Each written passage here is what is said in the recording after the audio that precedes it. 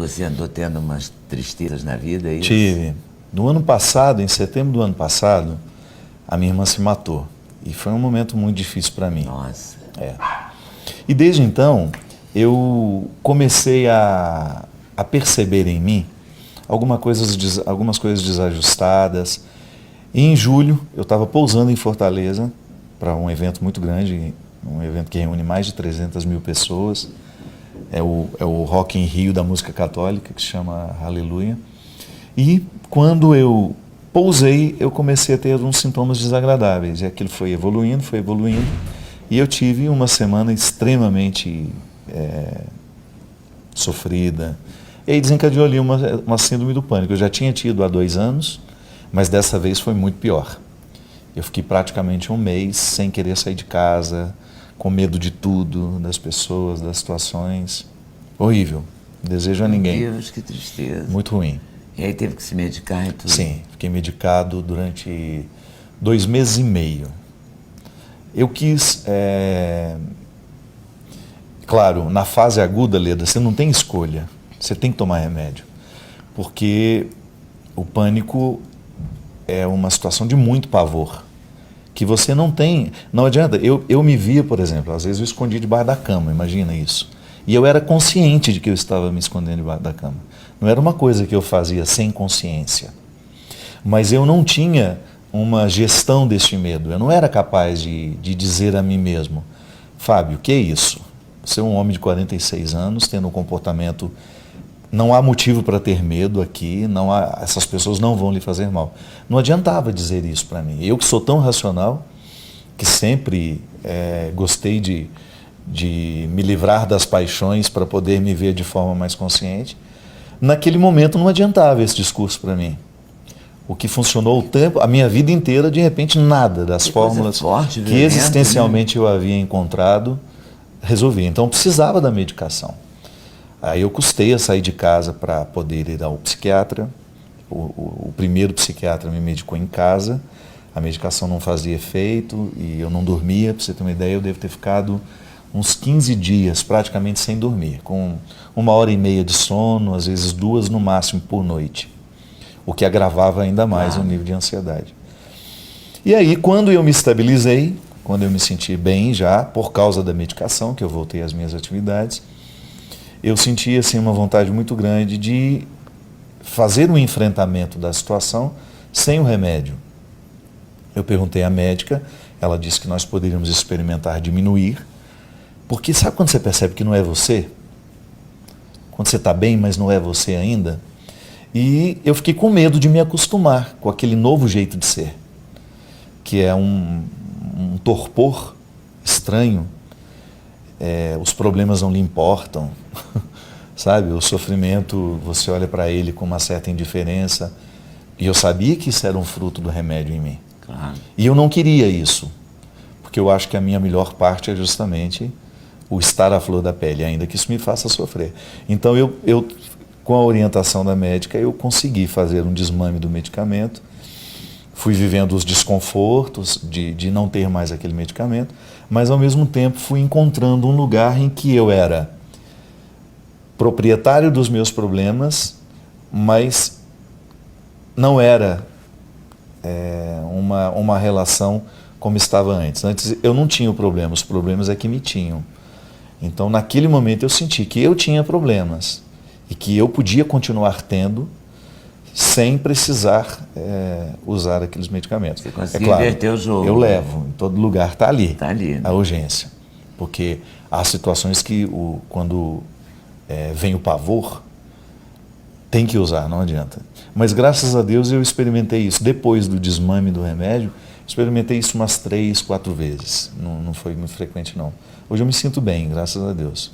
E aí você retomou todas as atividades, porque suas atividades são muitas. Né? Esse é o problema. Na época, a sorte, Leda, que eu tinha me programado umas férias para mim que não seriam em julho. Seria na primeira quinzena de agosto. Eu sofri isso na metade da última semana de julho.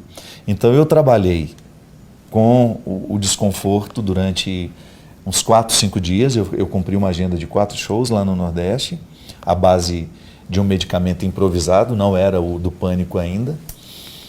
E depois eu tive esse intervalo de 15 dias, que foi justamente o período mais agudo da crise.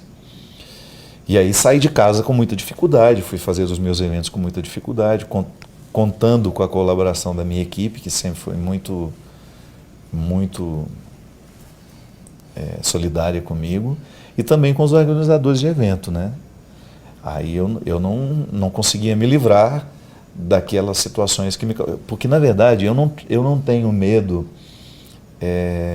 Qual foi o grande medo que eu tive naquela época? De pessoas. Logo você que é tão assediado, Justamente. O meu medo não foi de outras situações que não essa. Era medo de encontrar as pessoas. Era o meu pavor. E as pessoas são loucas para te encontrar. Né? E aí no aeroporto, você pode imaginar. Não posso imaginar, porque eu já vi. Já Tentei almoçar com você uma vez em Fortaleza, que a gente acabou não almoçando. Isso dentro do hotel. Dentro do hotel. Isso no restaurante do hotel, não era num restaurante na rua, nem nada, né? As pessoas são muito carinhosas e manifestam mas esse carinho o tempo todo, né? Às vezes é um carinho meio invasivo também, né? E eu acho que neste meu problema em lidar com as pessoas, eu acabei descobrindo que a nossa maior riqueza é também a nossa maior pobreza, né? Porque aquilo que eu mais gosto, que é de gente, de repente se tornou o meu maior obstáculo para continuar vivendo. E eu desejei morrer. O meu pavor era tão agudo, Leda, que a minha vontade de morrer era o tempo todo. Eu não pensava em outra coisa, porque eu queria aliviar aquilo. Era uma única forma que eu enxergava de resolver o problema, né? Aí nem a fé ajuda. Nada, nessa hora, nada. É um vazio tão profundo que eu acho interessante, porque muita gente me dizia isso, mas como que você, padre, um homem de fé, que fala disso o tempo todo? Pois é, a vulnerabilidade humana, ela não... Transcende. Ela transcende, justamente. Eu não tenho como. Claro, onde é que entrou o homem de fé? Eu acho que no momento em que eu decidi me desmamar dos remédios. Retirar não a dependência, porque não era uma dependência ainda, mas retirar aquele vínculo. Aqueles produtos... Aí sim, porque como é que eu compreendo Logo você que tem uma alimentação tão saudável, uma vida tão regrada, né? Porque como é que eu compreendo o processo de Deus em mim? Fortalecendo-me nas minhas questões humanas, né? Eu nunca acreditei num Deus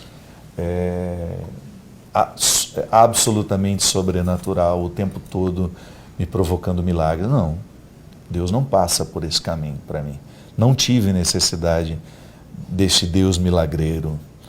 Nunca me vi sendo um portador deste Deus negociador de graças. Não gosto disso, não acredito que seja assim. O Deus que eu encontro em Jesus é justamente um Deus que me fortalece para eu ser humano.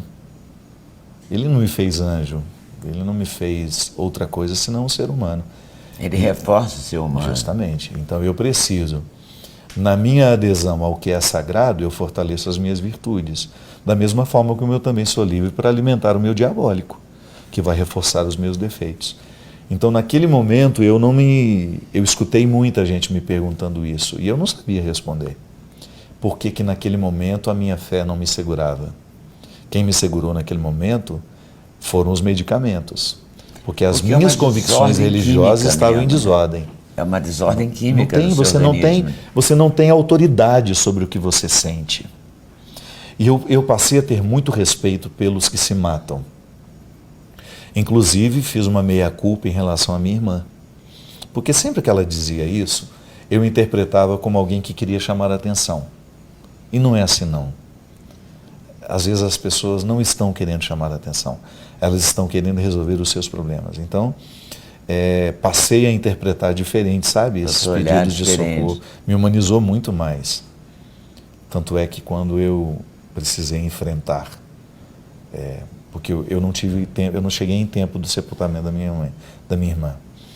Então, quando eu precisei no outro dia ir ao cemitério, eu ainda não tinha passado por tudo isso.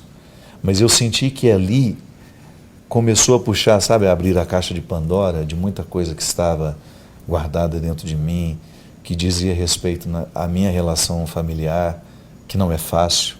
Não é fácil para você, não é fácil para ninguém. A obrigatoriedade do sangue é um peso. E Não basta ser irmão, não basta ter o mesmo sangue, não basta ser filho dele, ser filho dela, não adianta. Isso não segura. O que nos segura é o vínculo. E pode ser que você tenha um vínculo com uma pessoa estranha que você nunca teve com um familiar. E enxergar isso sem culpa me fez muito bem. Mas, ao mesmo tempo, eu puxei o fio do novelo de todos os conflitos. Porque eu não tenho dúvida de que aquela crise, ela estava intimamente ligada à minha relação familiar. Que de repente me deu desespero, sabe? Eu fiquei com medo das pessoas.